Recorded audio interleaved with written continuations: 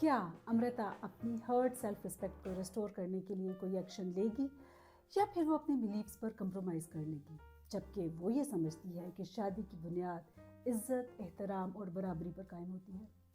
अमृता और विक्रम के रिश्ते को किस चीज़ ने सबसे ज़्यादा नुकसान पहुंचाया? इन सवालों के जवाब और ऐसे और बहुत से सवालों के जवाब मिलेंगे आपको इस वीडियो में। So stay tuned.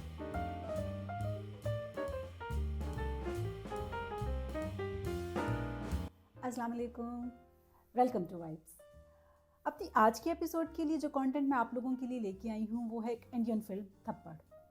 ये फिल्म 2020 में रिलीज़ हुई और इस फिल्म ने 66 फिल्म फेयर अवार्ड में 7 अवार्ड्स अपने नाम किए। ये एक बहुत कामयाब और पसंद की जाने वाली फिल्म है। अनुभव सिन्हा जो कि इस फिल्म के डायरेक्टर हैं, वो इसमें एक पैट्रियार्क सोसाइटी को पोर्ट्रे करते हैं।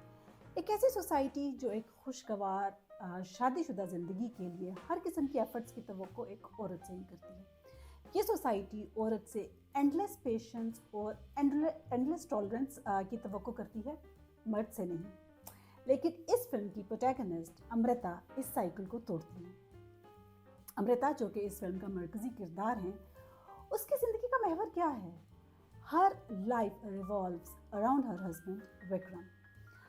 और इन दोनों की ज़िंदगी में क्या चीज़ अहम है? इन दोनों की ज़िंदगी में अहम है विक्रम की मर्जी, विक्रम की खुशी, विक्रम की पसंद, विक्रम की नापसंद, विक्रम का प्रोफेशन, विक्रम की कामयाबी। ये है इन दोनों की ज़िंदगी का मकसद।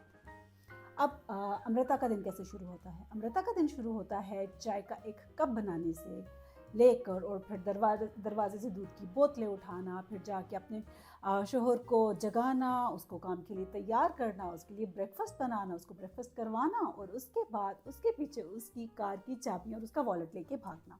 ये सब किसकी जिम्मेदारी है? अमृता की। और Amrita is trying to keep everything on its place in her married life. Choice थी, किसी ने फोर्स नहीं किया था। कंप्लेन नहीं कर रही हूँ, इनफैक्ट खुश थी उसके ड्रीम्स में, उसकी लाइफ में पार्टिसिपेट करके। लेकिन फिर अमृता की ज़िंदगी में एक ऐसा मोड़ आता है जब उसको ये एहसास होता है कि वो ये सब कुछ कर तो सकती है, but not at the cost of her self respect. जब ये फिल्म शुरू होती है तो हमें इसके मुख्तलिफ किरदारों से मुतारिफ करवाया जाता है, और उन इंट्रोडक्टरी सीन्स में हम एक कॉमन चीज़ नोटिस करते हैं। वो कॉमन चीज़ है एक ice lolly. So we get an idea that just like that ice lolly, there is something else as well which is common in their lives. फिर आगे चल के हमें पता चलता है कि वो कॉमन चीज़ है एक्चुअली औरत की self respect, which is ignored by none other than her own husband. इस फिल्म के दूसरे किरदारों में है अमृता की हाउस हेल्प सुनीता। इसके अलावा एक फीमेल लॉयर हैं नेत्रा। अमृता की नेबर हैं Shivani, whose husband is died, और शिवानी की 14 साल की बेटी अपनी माँ के लिए एक परफेक्ट मैच ढूंढने की कोशिश कर रही होती है। जब ये फिल्म आगे चलती है तो हम देखते हैं कि Vikram get some boost in his career and he gets the chance to relocate his family in UK. अब ये एक बड़ी खबर है उसके करियर के लिए, तो अमृता और विक्रम इसको सेलिब्रेट करते हैं and they throw a party. अब हम उस पार्टी के सीन में पहुंच जाते हैं। पार्टी जस्ट ऑन है, everyone is happy, singing, dancing, eating, enjoying. और फिर इस दौरान में विक्रम साहब जो हैं वो किसी से उलझ पड़ते हैं, और वो हैं उसके सीनियर। जब अमृता को पता चलता है, she just comes in the situation, tries to cool down Vikram, और उसको वो उस सिचुएशन से दूर ले जाने की कोशिश कर रही होती है। और फिर इस खींचातानी में वो होता है जो कि बहुत सी जिंदगियों को बदल के रख देता है। विक्रम स्लैप्स अमृता। ये थप्पड़ अमृता की रूह तक को ज़ख्मी कर देता है। लेकिन इस थप्पड़ से भी ज़्यादा अमृता के लिए शॉकिंग चीज़ है लोगों का रवैया, जो इसको बहुत नॉर्मल चीज़ ले रहे होते हैं। यहाँ तक कि वो अमृता से भी कह रहे होते हैं, just move on, just ignore it, it's not a big deal. यहाँ तक कि विक्रम को भी कई दिन तक पता नहीं चलता कि उसकी इस हरकत ने अमृता को कितना ज़्यादा दुखी किया है।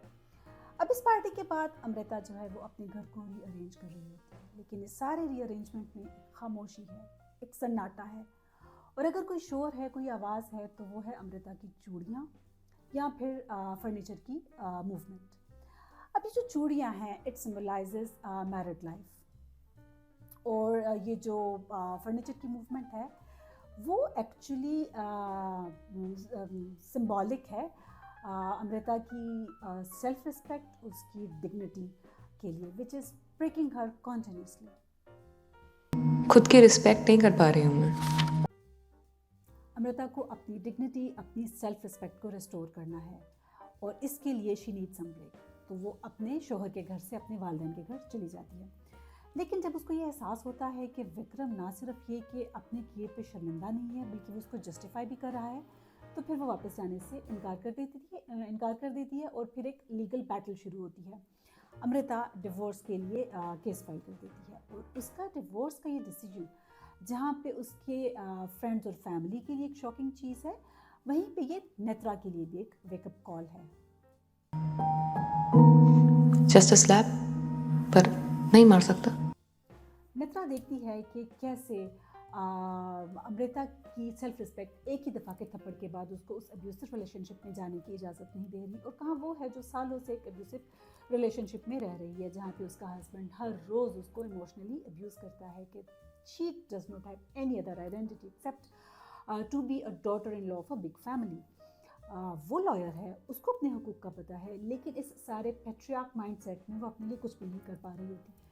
तो ये लीगल बैटल उसके लिए एक अवेकनिंग प्रोसेस है और फिर वो ये फैसला करती है not to live in an abusive relationship.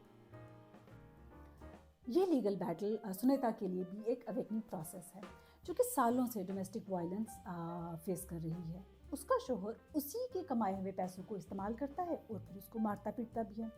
इस सारे लीगल बैटल के दौरान सुनीता को भी पता चलता है कि she is not weak to face all this violence and torture. तो फिर एक दिन वो अपने शोहर के उठे हुए हाथ को ट्विस्ट करके रख देती है।